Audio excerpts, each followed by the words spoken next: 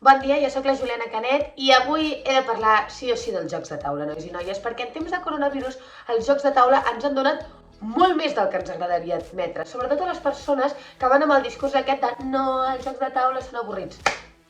Jo et proposo que callis, de veritat, perquè els jocs de taula són xulíssims. Una nit de divendres, a casa, amb els teus 4 amics, jugant a un joc de taula. Diré més, descobrint un joc de taula nou, perquè això és el més emocionant dels jocs de taula, que mai s'acaben, o sigui, sempre hi ha un joc de taula nou per descobrir, i això és una cosa apassionant. No sé si us agradaran els jocs de taula tant com a mi, però si és el cas, vinc a presentar-vos un concurs que és el vostre concurs, Joc en 10.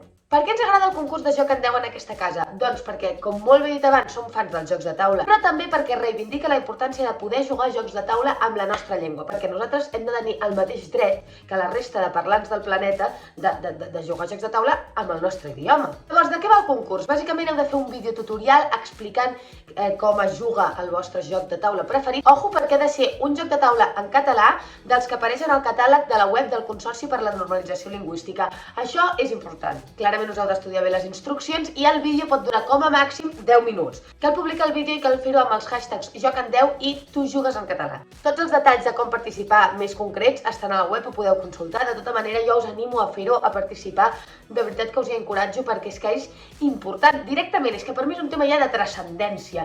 Donar veu als jocs de taula en català és un tema que hem d'abordar ja. Animeu-vos i de veritat participeu, tant si us agrada jugar a jocs de taula com si us agrada fer vídeos. Jo us animo de tot cor.